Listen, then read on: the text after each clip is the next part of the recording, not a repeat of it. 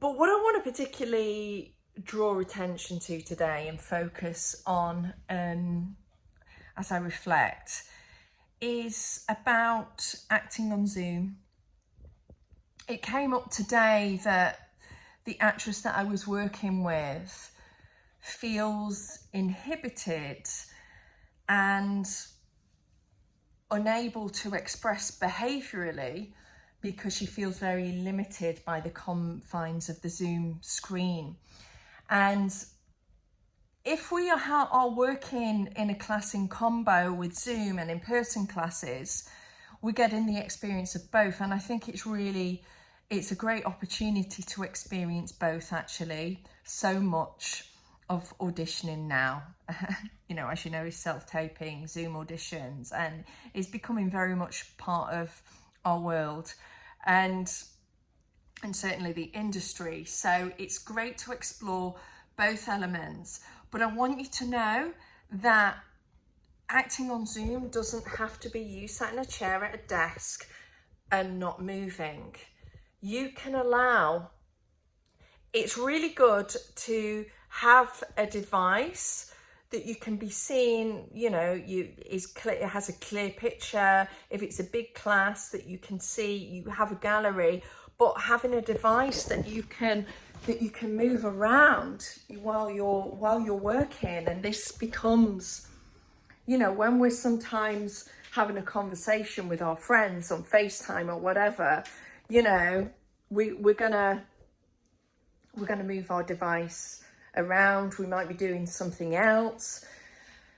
So allow that. If you're feeling that you are repressing because you feel restricted by the movement, stand up, get up,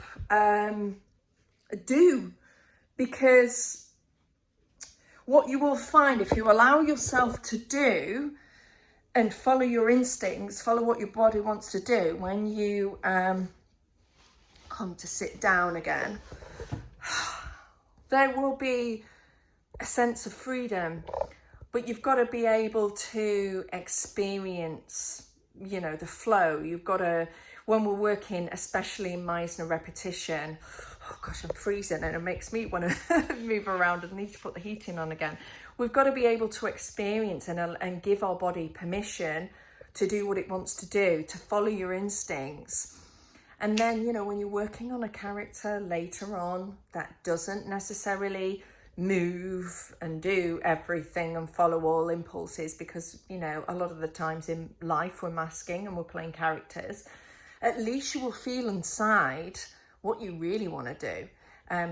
You will feel you'll experience the instincts, even if you choose not to follow the instincts. So yeah, repetition is all about putting yourself in a place, and even improvisation as well. Put yourself in an environment where you have freedom to move, freedom to follow any instincts you want to. And this is another point as well. If you are restricted by neighbours or your husband next door, or your child, that's probably not a great place to do a repetition class in. So choose your environment. It might be you may need to take your computer out of your home, or and choose a private space where you're able to access, follow your instincts more freely. So that's what, just to sum that up, that's what I wanted to say and share with you today, because it did come up a lot in the class.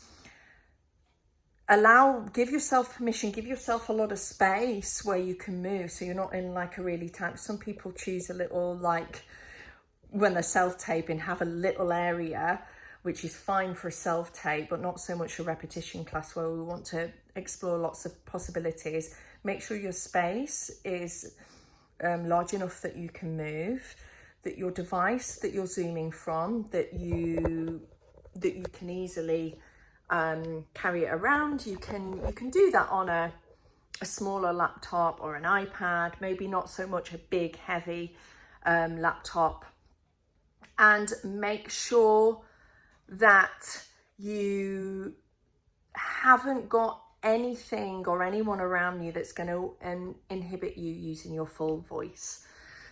Okay, over and out.